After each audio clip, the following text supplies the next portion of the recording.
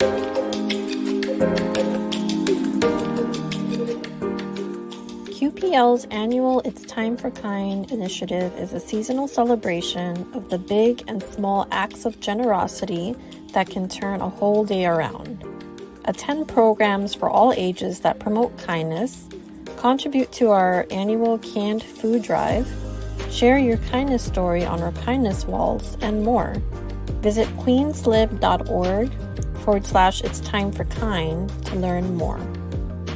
Queens Public Library wishes you and your loved ones a very happy holiday. Throughout the season, we'll be offering a joyful and vibrant selection of all ages books, movies, music, crafts, programs, and more. Join us in the festivities, and thank you for being part of our community. For more information, visit queenslib.org/holidays 2022. Help us connect Queens residents to life-changing programs and services like this one. Now through December 31st, the impact of all gifts to the Queens Public Library Foundation will double through our matching gift challenge. To contribute, visit qplf.org/match 2022.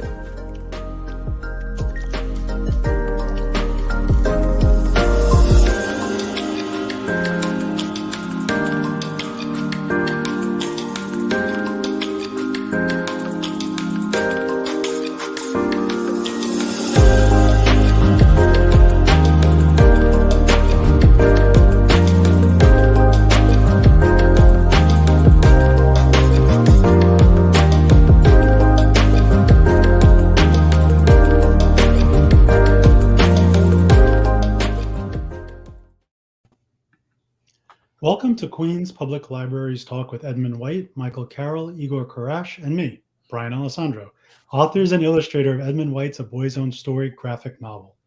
John Irving, author of The Cider House Rules, A Prayer for Owen Meany, and The World According to Garp, writes a provocative coming-of-age story adapted for a new generation of readers, offering further insight and emotional depth to a landmark work in the panoply of LGBTQ fiction. A true tribute to the original and to Edmund White's inimitable voice on the 40th anniversary of his breakthrough novel's publication. Alison Bechdel, namesake of the Bechdel test and author and artist of Fun Home, writes, in this gorgeous graphic adaptation, much of White's sublimely wrought prose is absent by necessity, but the exquisite dreamlike illustrations by Igor Koresh have their own distinctive power to immerse us in the young narrator's loneliness and relentless self-consciousness, quite a feat in a format that relies on showing rather than telling. This is a vivid and sensuous new take on White's coming-of-age classic. Shelf Awareness declares the graphic novel adaptation of A Boy's Own Story is artfully new, impressive, stunning, and dazzling. Publishers Weekly states Alessandro and Carroll have abridged White's complex time-shifting tapestry smoothly, while Koresh's muted color scheme evokes a rich, bittersweet nostalgia. This artful, heartfelt adaptation illuminates a modern classic for a new generation of readers. Hi, I'm Brian Alessandro. For those of you who don't know me, I have written for Interview Magazine, Newsday, Pink, Huffington Post, and Lambda Literary. Additionally, I co-edited Fever Spores, The Queer Reclamation of William S. Burroughs, an anthology of essays and interviews about Burroughs for Rebel Satori Press. I'm also the co-founder and editor-in-chief of the literary journal The New Engagement. My first novel, The Unmentionable Mon, was published in 2015 by Cairn Press. My first feature film, Afghan Hound, was produced by Marriott Media 2011. It is currently streaming on Plex, Tubi, and Amazon.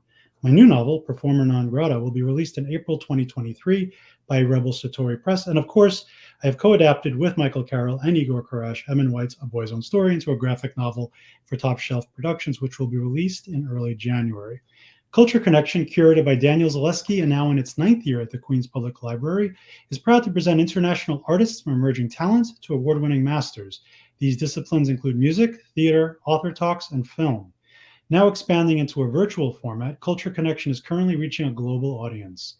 Edmund White is the author of many novels, including A Boy's Own Story, The Beautiful Room is Empty, The Farewell Symphony, and Our Young Man.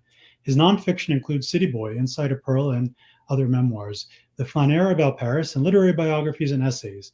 He was named the winner of the 2018 PEN Saul Bellow Award for Achievement in American Fiction and is the recipient of the 2019 National Book Award Medal for Distinguished Contribution to American Letters. His most recent novels are A Saint from Texas, and A Previous Life. Michael Carroll won the 2015 Sue Kaufman Prize for First Fiction from the American Academy of Arts and Letters for his collection, Little Reef and Other Stories. His second collection, Stella Maris and Other Key West Stories, is out from Turtle Point Press.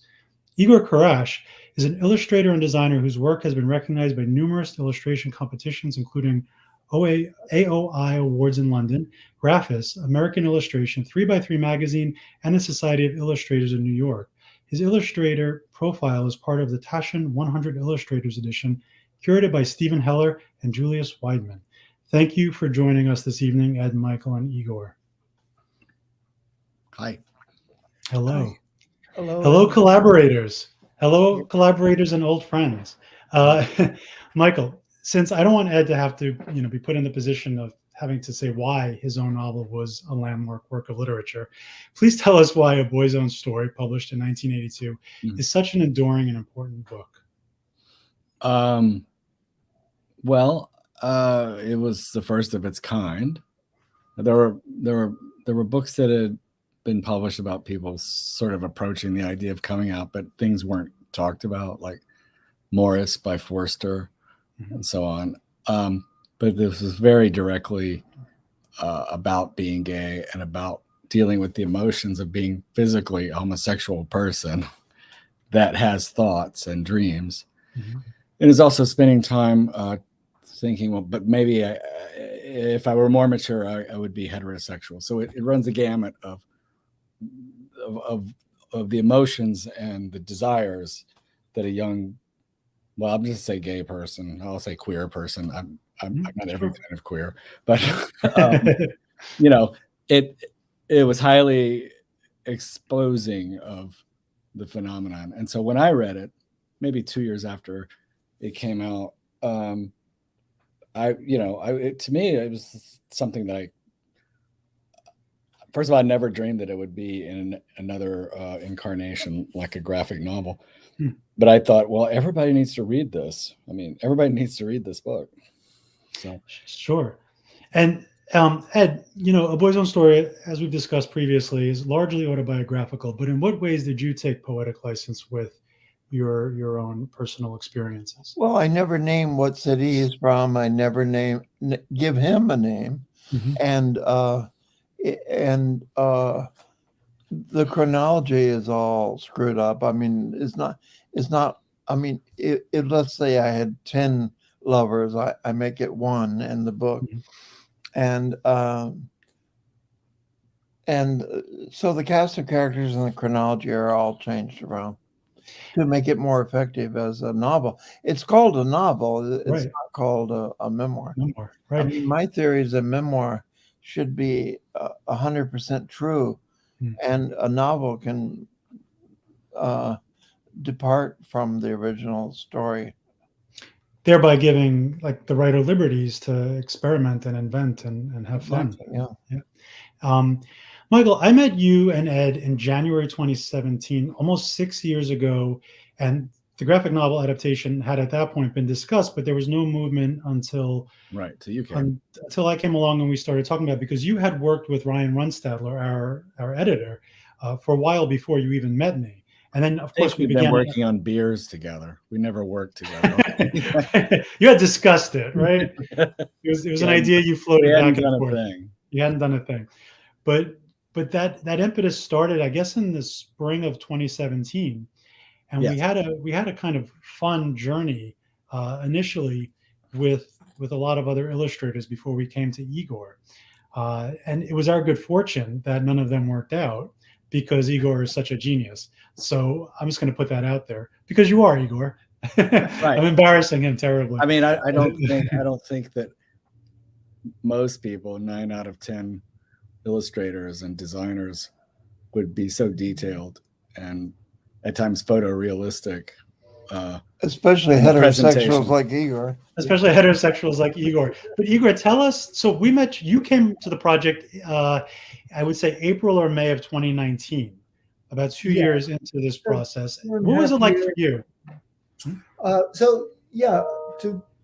To start this, telling the story of how it came out into visual implementation. I would start I mean, it was basically, I'm so glad and, really that we had this opportunity to kind of work on this project, which is a really amazing thing.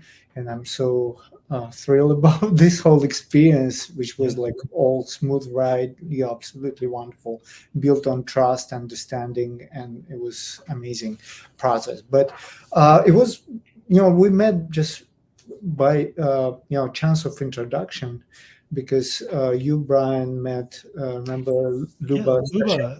So I for those of you who don't know, I used to teach at a charter school in the South Bronx called Bronx Prep, and the chemistry teacher there was a woman named Luba Ostashevsky. Luba, if you're watching, here's a shout out. Thank you for making this project possible, really, by introducing us to Igor. And she had known you because she was working on a graphic novel of her own. Yes. So she connected us. Has she physically met you, Igor? Because we've never met you. Yeah, we basically, Luba and myself, we started to work about another graphic novel, and that was totally different theme. It was about blockade of Leningrad in 1941, 42.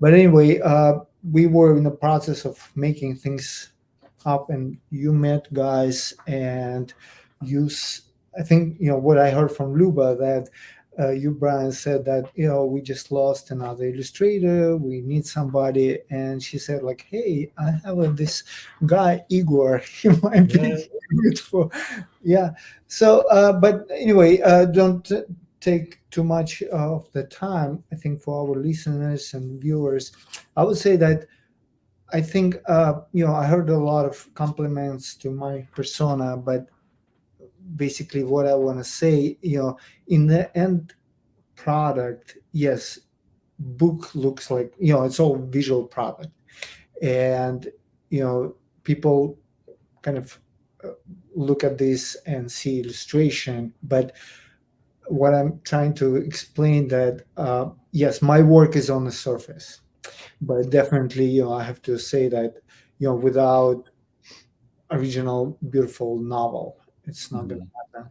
Without your wonderful cinematic script, it's also not going to be there. But my job was simply, not that simple, but I think, talking about talent, genius, and I kind of not believe in that kind of things much, but I consider myself somebody who able to find, I would admit, I like that part of me, that somehow over the years I proved myself be able to find the right tune, right voice for the story. Yes, that's probably, I would say, yes, I'm good at that.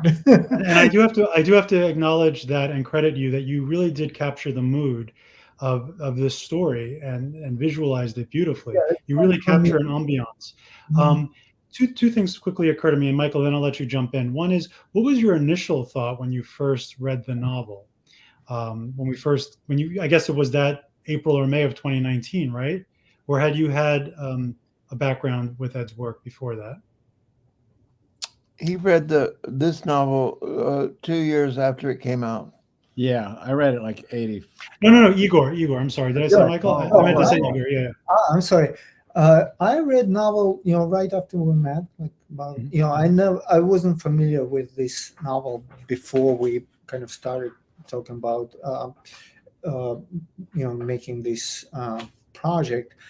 And I can tell you, I wasn't like really involved in much of the LGBT community or art or prose or literature, but I was really stunned and really impressed, because when I started to read it, first of all, it not that I was skeptical, but I just wasn't familiar with this book.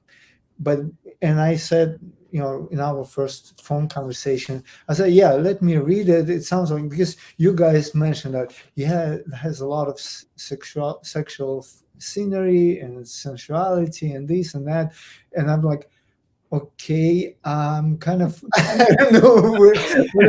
And it still does. And it still does. Yeah, I like any stories. If it's story there and there's interesting, thing about it. It's like watching a movie that is Sure. where it's not, it's using some sensuality and sexual motive and whatever, but it's for benefiting the story. And when I started to read this, I was struck and really fell in love with the with style, with intellectual qualities, with literature.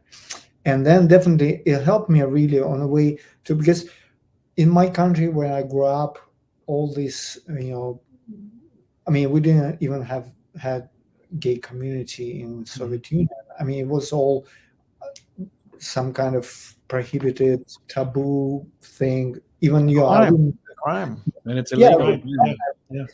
consider as a crime. You're Russian, right? Which part of Russia are you from? I grew up in Azerbaijan, in Baku. Oh yeah, It Baku. was part of Soviet Union, and then my college years were in Ukraine. But anyway, I read this and I fell in love with the book, with the story, with little Eddie when he was little and how it go. And I can tell you this story. And I kind of, when I did a little bit of research, I realized that a lot of people were writing to Edmund with these letters from all over the world about how this story is universal, that everybody were having similar experiences. And I can tell you, as a kind of kind of outsider to gay community, I would say, even if my childhood, when you start to have some sexual kind of thoughts or desires or things, and education is not there, there's a lot of discomforting and a lot of questions. And basically we all as a boys, no matter what's your sexual orientation or whatever, we kind of go through the same questions, the same experiences. Sure. And It's universal, even absolutely. different country, I feel like it's really, really important book. And this is why I kind of wanted to do it well. And you certainly did. Could I ask how soon Sure. it was before you devised the look that it would have, and how much of that was informed by the original text, the way it looks? It's a big, conversation goes in illustration comic book community, because there's different people coming to this industry, and a lot of authors, illustrators with more like a comic or caricature background, and then some people like me with more like a book illustration background coming to the field. And again, I would say, like, from this perspective, everything has a place, but this particular book probably needed, because if you remember, guys, I started from a little more like a grotesque caricature kind of style that I felt like maybe would kind of apply and go well with younger generation. But then we all looked at it, and Ryan and Michael and you, Brian, we all felt like, no, this book needs something deeper and something a little more in line with actual novel. Yes. That's from where we went into. Did you do a lot of visual research? Like, did you look at pictures of the 1950s? Yes. Magazines and things. Yeah, it's part of the process. And I don't know, Brian, if you have any slides or any things. We're going to look at those in a little while. Yes. Yeah, because process really includes. I mean, I was collecting some pictures, and and then when I started to kind of listen to the story, read it and reread it, and then and good thing I'm living in Midwest, and that's where story take place. So you live in St. Louis, and that's very much like Cincinnati. Yeah, and sure. and then my daughter lived in Chicago, so kind of back and forth. I kind of got myself into this world, and in a good book, illustrated book, definitely three worlds come together. It's a world of author world of the book, world of the author, and world of illustrator artist who's working, and that's where I kind of was trying to keep that balance. Ed, so what did you think? Thank you, Igor, for that. And we're going to look at your images in a few minutes. Ed, what did you, when you first found out that we were going to be adapting your book into a graphic novel, what were your thoughts? And then what were your thoughts when you finally saw the finished product? Well, I'm surprised that you gave my father a mustache. But you know, he looked like a kind of old-fashioned movie star, not like not no mustache. He thought mustaches were sissy, and only sissies had mustaches, and only sissies had wristwatches, and only sissies. You know, he had so many rules, but he looked a little like John Wayne and acted like John Wayne. And so that was a surprise to see him with the mustache. But I thought I thought you captured everything very well. You made me cuter than I am, so I like that. No, it's One thing we did is I fished up a bunch of photos that a lot of them were online of him at different stages of Ed's life, for one thing, as I recall. And then we started worrying about hair color and stuff like that. Yeah, we really got into the This minutia. was all in the middle of the pandemic. It was hideous. Yeah, Not a lot of fun. We obsessed over these things for months and months. Yeah. I can't imagine. I don't even know where the process began, other than I wrote a script and then you revised it and you handed it back to me, and we did that twice. And otherwise, it's all a blur to me, you know. But so, when illustrations came in, everything was like, okay, well, at least that, you know. You know, Michael, though, in addition, two things. Igor, you had said that, you know, you had never had a happier working collaboration. And the same goes for me. The fact that we spent 3 years working together on one project and never got frustrated with each other, never got angry, never got bored, and always we were all always very patient and accommodating and open to one another's points of view. I thought that was really refreshing, because I worked on projects for a week and there was nothing but fighting. So the fact that we did it for 3 years and it was that harmonic is a big deal. The other thing, it was Michael, a good pace. It was a very good pace. It was very comfortable and relaxed. Nothing ever felt rushed or harried. And then, Michael, you bring up the point that the bulk of it was done during COVID.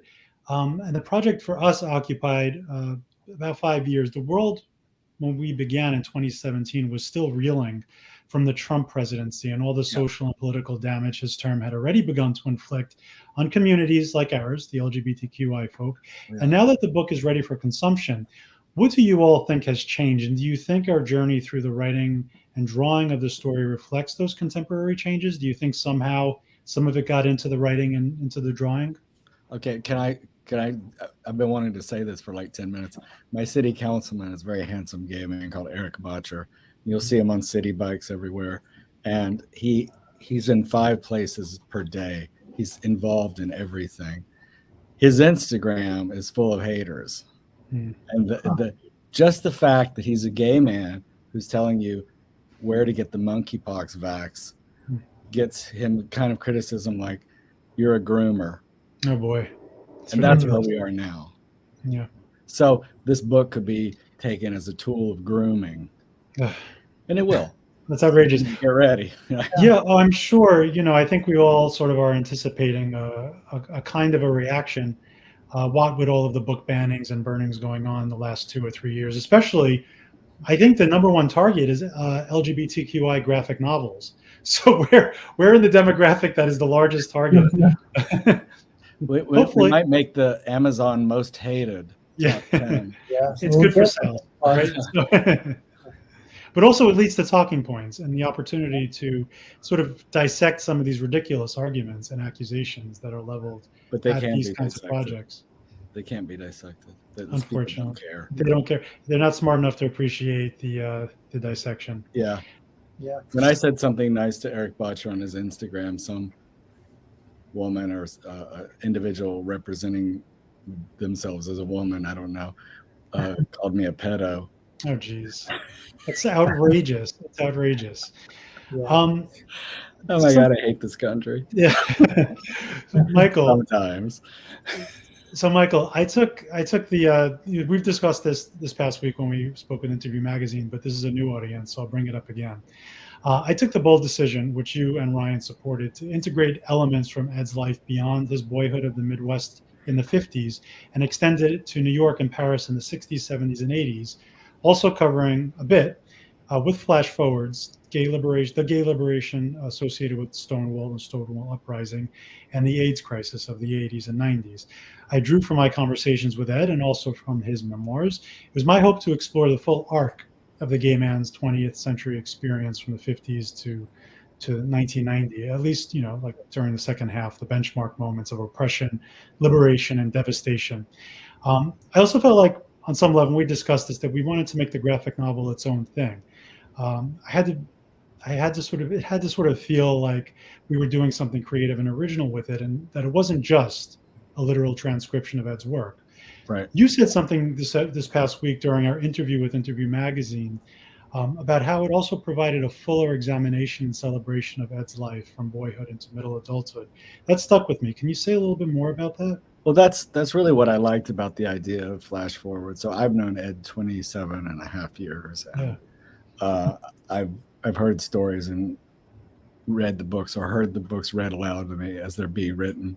And so I know rather a lot about things. I would be able to say during one of our meetings here, oh, well, at the time Ed was a little boy, his women were not allowed to go into bars or restaurants alone. Right. Especially In Texas, Yeah. I mean. Whereas in Chicago, I could feel the sense of liberation when they moved to Chicago, and she's sitting alone in a bar because she's waiting for a man who stands her up. And I thought that would be a good time to put in that detail. Growing up in Texas, my mother was women were never allowed to, whatever. So there would be things like that where they would be just sort of sketched in. It was a constant calculus or something of thinking, how much do we pull from the book? And how does Igor deal with that? The quotes from the book, that was the most difficult. And then sometimes there would be what I would call very beautiful, but kind of mute panels. And I would say, well, what do we say? What do we do here? What words come into this? Because it's not a moment of dialogue. And by the way, the novel only occasionally has a lot of dialogue. Right. So much of it is condensed and essential. Right. And so we were creating a lot of dialogue because dialogue is tension. If you don't have tension, the already embattled attention span is out the window. Yeah.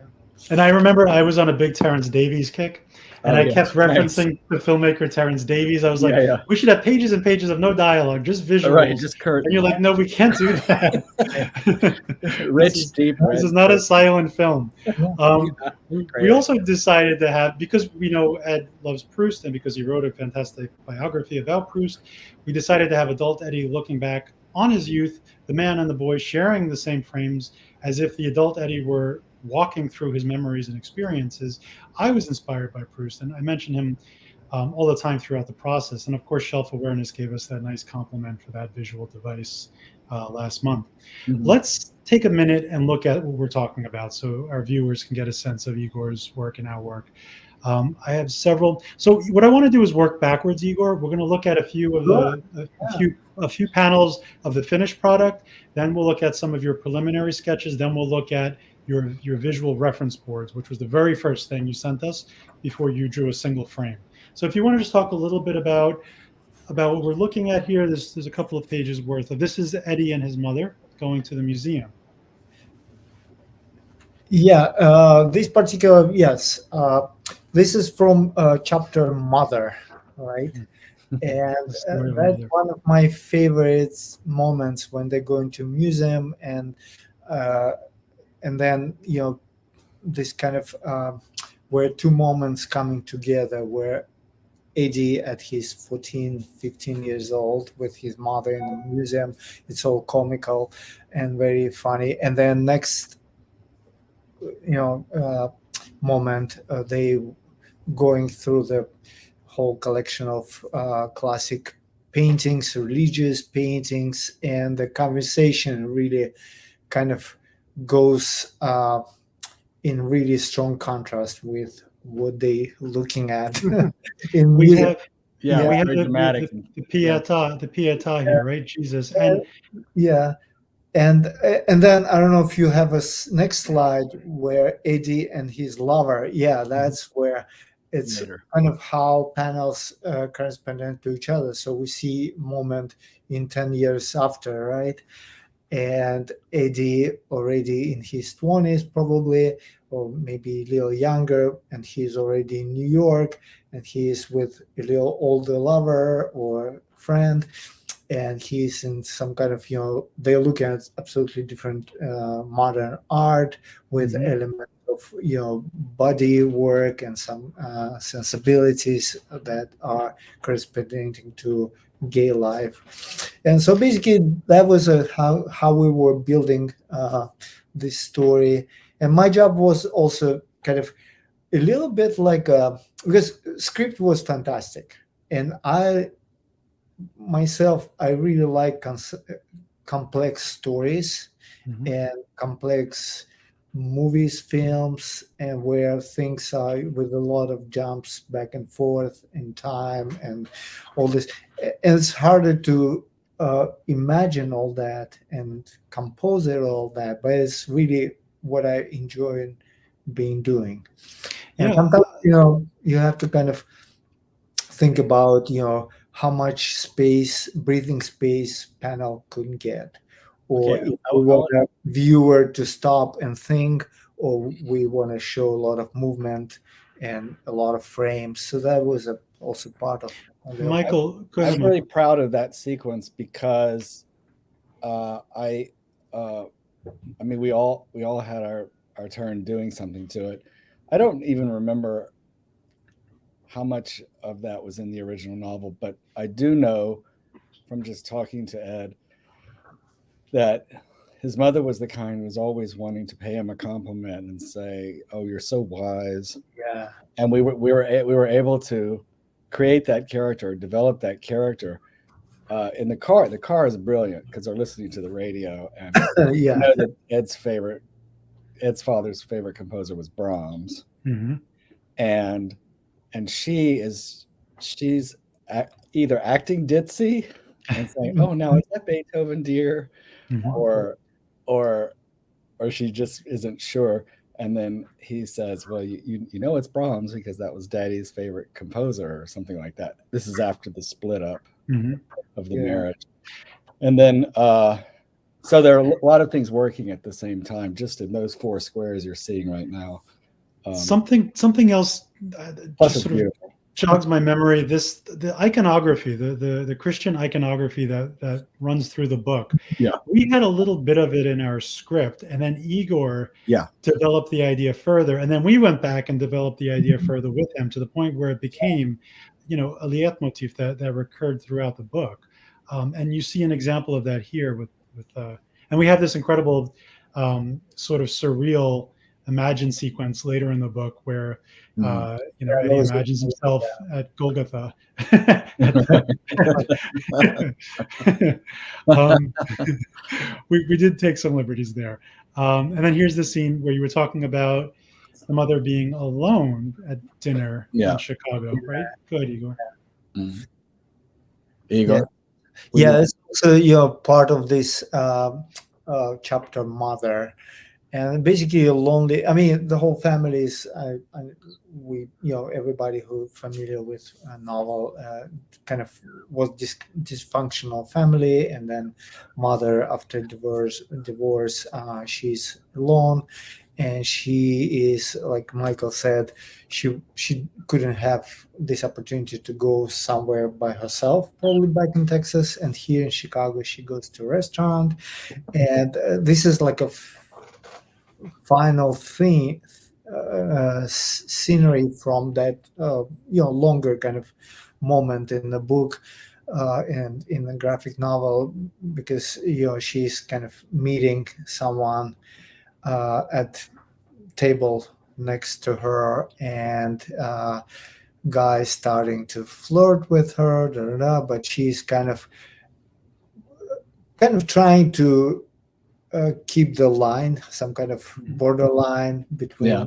this person and herself, but at the same time, maybe in the end of this conversation, or in the same, in the end when she was leaving that bar, thinking maybe I shouldn't do that. So it's kind Right. yeah, it's Um, and it's open to viewer, reader, read it to think and get that moment. Something See. you do really well, Igor, that I have to credit you with, is you're able to make the subtext and the psychological complexity and all that nuance Yeah.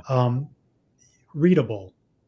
But it's your palette. Not Your obvious, palette. not obvious. Yeah, the palette, but at least Lonely readable and colors. discernible. Yeah, Rich, lonely colors. stark.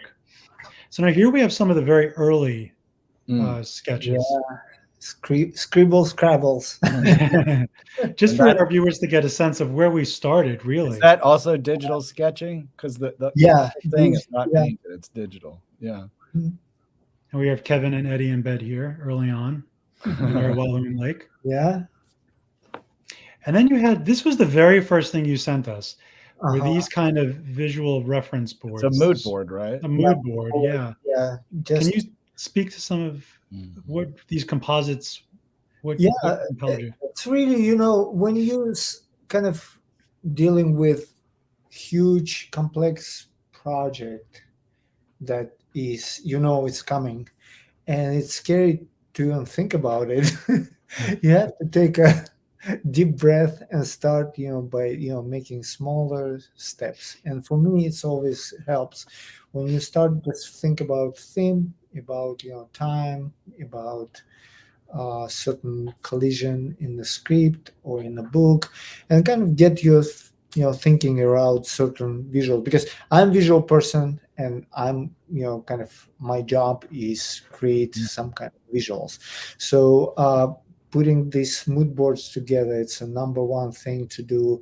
And there's some ideas, not that I'm directly placing my thoughts and ideas of somebody's images, but I was looking for kind of put some images together to try out things.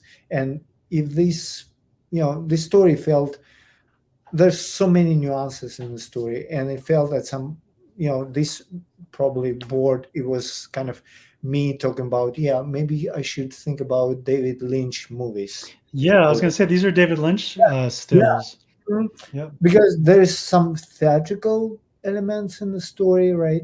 And some darkness, and a little bit American surrealism, if you wish, and intellectualism. So all this kind of, and we didn't go that direction. You didn't have any sinister runnings. No, not quite this surreal. But how about, go ahead, Igor. Go ahead. Yeah, sure.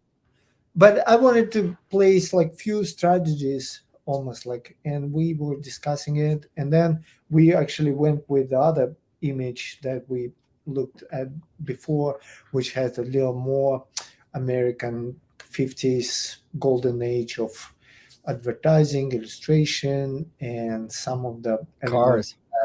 Cars and beautiful ladies and all this. And that worked because it creates, if you think about this whole world of advertising and beautiful image and magazine, that's whole surface. And then underneath of that, there's a lot of pain, a lot of tragedy, a lot of divorces, and a lot of conflict, and a lot of things. And that for me was a way to go with this book, because it has a lot of love, a lot of beautiful moments, but it's also a lot of pain. and I felt like this advertising like Uh-huh. cover. It's a really good package for it, where inside you find a lot of drama and pain and Mhm. bold, honest conversation about things that people not like to talk about. Yeah, and that doesn't mean that all of the color is that same mood, because there's a lot of modulation of color. There's brightness and Absolutely. Yeah. pastel, and Yes. it just really depends on the mood of the moment of the telling.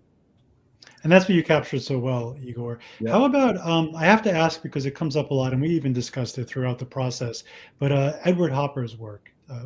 Did you, Yeah, that also. I don't know if you have another slide with latest kind of set of. No, this was it. Yeah, but it's okay. But I would say, like, then after this second kind of page of this earlier presentation, I started to think more, because Edward Hopper's, it's kind of, I don't, I cannot say like that I have my favorite artists. It's not very smart thing to say. Like, if I ask you who's your favorite author or writer, you probably wouldn't be able to say exactly, name one. I've been told who to say. Yeah, Edmund White. but Well, but and then Hopper is the one that people, when they look at it, is the first word Yeah. out of their mouths, and Yeah. it also helps that the Whitney is doing a retrospective. Yes. yeah. I And, think the strong sunlight at evening time, the lonely people, and the red brick, all that spells Yeah, Hopper. all that kind of started to kind of come to my senses when I actually, started to kind of really diving into story. And then the other thing, because there's Paris in the book, in graphic novel, not in an original novel, but it's a part of Edmund White's, life and creative part of him. And then I started to think about Balthus, French painter, Mhm. and for me it was probably great example. I'm not saying like my work definitely doesn't even stands close to those names, but what I'm saying, like, inspiration was important in terms of, like, Balthus for me is painter artist who wasn't afraid to show visually certain things that about sexuality and perverted little girls. yeah, very little girls and things. It's great painting, and I thought, like, yeah, I mean, in a way, this visual interpretation of the book needs some of that uh, nuance and some of that kind of power in my mind, because it makes people uncomfortable looking at it, but it is a great art as a Igor, you're able, if I could jump Go ahead, in, Michael. Sure. you're able in the book to cover a lot of different moments in, like, the modern art period, because you depict paintings on the walls of museums that were current, style current, for instance, or whatever. But, like, this is what, 264 pages. How did you make, you teach and you have other projects, and this was not like a high dollar project. How did you make time and room to do everything that you did?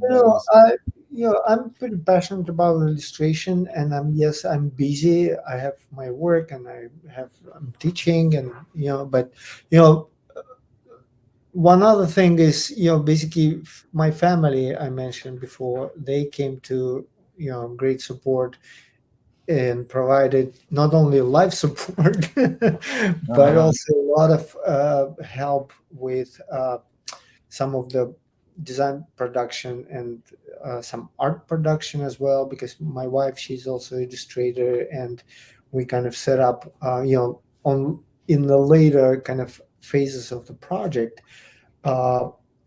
It came out to point that I needed a little bit technical kind of painterly support.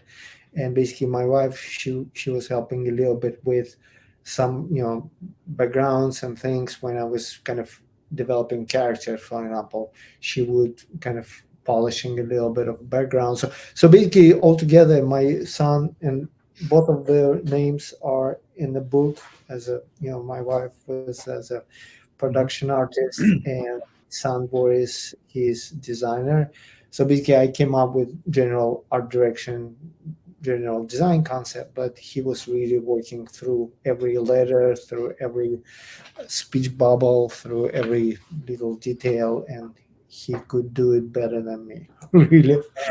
As I read earlier, we Yeah, did that's get some. saved a lot of time. Yeah. As I read earlier, the blurbs from people like Irving and Bechdel, the response has been very strong and very favorable. So I was curious as to what you all thought about the reception, and what you hope the book also does beyond critical acclaim. Well, for myself, I don't know, because I'm not really sure. There's so many books out there, not like this, but so many LGBTQI books, and so very, very many. There's lists and lists of them just that you can order. And from what I've seen, it's very different from all of them, but a lot of them are different from one another. So I just hope that people will become very curious about the author and the author's life, the original author's life, and read his other books too. Yes, and as we said during our interview with Interview Magazine, there have been a lot of gay memoirs in the last 40 years, but Ed kind of got there first, and the novel. I mean, an autobiographic, autofiction. The term that they're using now is autofiction. He did it in 1982, and so now it's become very in vogue. But it's something that he had done 4 decades ago. So when I started writing this autofiction, only people who were famous for other reasons wrote autobiographies. Like if they had fought in the Battle of Iwo Jima, or they invented the toothpick, they could write an autobiography. But normal people didn't write autobiographies. Now they do, especially if they have had a terrible childhood and have lots of grievances against their parents. Yes. Then they write a book. Yep. And Igor, what about you? Yeah, I definitely. I mean, I see. I mean, it's a very competitive market and world of ideas and different tendencies. And my only hope that this book might take its own place. It's hard to really predict anything or think about it. I'm just, I only believe that we did a probably pretty good job, honestly, and with passion, and that's my only hope that will go That's the somewhere. most you can do. Yeah, that's Brian? Yes, well, yeah. I mean, I hope certainly that it brings a new audience to Ed's work. I mean, the corpus is great. He has 30 books that have been published in the past 50 years. So I do hope that readers who happen upon this will make the effort to seek out and discover Ed's other work. And on top of that, I hope that it helps. Look, I mean, I think we take for granted that it's easy to come out now. It's easier, I imagine. This is I don't think it's easier. I mean, as a teacher, I taught college students, and depending upon where they were from, their parents' religion, and all of that, it was easy to come out or difficult. But we also shouldn't forget that in the Muslim world, people are still being pushed off cliffs for being homosexual. Well, yeah, you don't let me finish my thought, Ed. The second half of the thought was going to be, although it might seem like it's easier to come out now than it was in the 50s, in certain circles it may be, but in other circles, in other communities, in other parts of the world, it's still as frightening and dangerous and daunting as it ever had been before. And yeah, but even parts of New York State is a terrifying place for gay people. Well, we take for granted that we're in a progressive state. You saw today that the man who wrote the legislation, the Don't Say Gay bill, Mhm. was arrested for fraud and corruption. Right. You know, I mean, Well, yeah. I I like mean, stuff like that because kids aren't stupid. They can see, oh yeah, another hypocrite. exactly. So Yeah. I mean, I think good books help people grow up and help them assert themselves. It's like, no, I don't have to be that way. I can think in another way. Well, yeah, exactly. I mean, I would hope that it can give them some solace and some ammunition um, to sort of be brave in endeavoring to be themselves. Mhm. Igor, I think you had mentioned that you had a question or two for me. You know what? What happened through our conversation. Really, we covered touched all upon the place. Yeah, because I wanted actually, Michael and Brian. I wanted maybe to hear a little more specifics about your process, because you mentioned that you been when you were working on the script, you were passing things back and forth between each other. But did you guys share any divided any responsibilities at all? Not really. We just passed back and forth whole drafts. The whole So draft. I wrote a whole draft with including directions and dialogue. Mm-hmm. I don't know what that was, like 40, 50 Yeah. pages or something. And then And basically Brian would and then passed it to Brian, and he started doing things to it, and then it came back to me. And I then started doing things to it. Yes. and Yeah. but also Yeah, but also Brian put it into the script format, which it was not in. It would look more like a short story, so to speak, or it looked like a storyline for a film. Yeah, at some point I would love to see your earlier version of it. yeah, I think we still have it somewhere. Yeah, somewhere. I just want to let our viewers know that we'll start taking questions for Edmund, Michael, Igor, and myself if you want to start sending them in. Yeah. Yeah, but I remember that first draft that you had sent me, Michael, was a very concise and clear, useful summary of all the major beats in the book. It provided a good blueprint, a distilled blueprint for me to start building on and experimenting with. And you were largely the purist in the process, and I was the one who was always presenting zany ideas about what I wanted to try to do. And I think we ended up meeting somewhere in the we ended up meeting somewhere in the middle. The auteur, the European auteur. Yeah. Antonioni. Who first? Here's the first question. Who first has the idea for this graphic adaptation? So yeah, as we said earlier, it was Ryan Runstadler, really. Say who he is. Yeah, so Ryan producer. He's the producer and the editor of the graphic novel. And what else can we say about Ryan, Michael? He produces shows on Broadway and off Broadway, and that's about it. Yes. He has a lot of ideas that he's working with a partner on. So there was a question about Brian. Do you have that question? Yes, here we go. So might you guys work on an original graphic novel someday? I think a tale of Tchaikovsky's gay life and death would be fascinating, but I'm sure Edmund could come up with something wonderful. What do you think, guys? Do you want to create an original? I'm never doing another graphic novel. I barely made it through the Trump years. Yeah. Well, I don't. Maybe this viewer believes the story that Tchaikovsky was killed by a cabal of anti-gay people, but I don't believe that. And my best friend who wrote about that said, who was the head of the Russian department at Berkeley, said no, that's not true. Interesting. That he died. I can't remember of what, but he died a natural death. He wasn't killed, as people like to imagine. Well, Igor and I have been sort of working on a concept for a graphic novel since, I guess, last summer. We don't have a publisher for it yet, but we have a completed script and we have several samples. Wow. And it's an original story that I conceived and that Igor really liked. And so we're developing it. Yeah. See where it goes.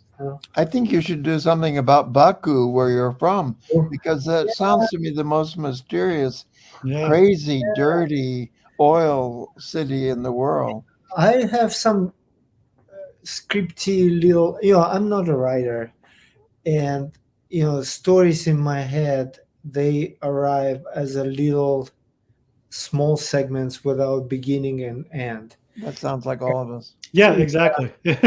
Maybe I can show, but and one day I kind of decided to write down few very early memories when I was like 2, 3, 4, But I 5. think what people don't know about Baku is that Yeah. it was a city of very rich people, and they're huge mansions, and they're all covered with Oh, yeah. soot and dirt because of the oil industry. That's Yeah. fascinating. Well, Wonderful. Igor, you have 3 writers at your disposal. So if you want to ever Yeah. develop I'll this send you into a graphic some novel, thoughts. Yeah. we And have we another had a question. little park, actually, Edmund, you'll love this.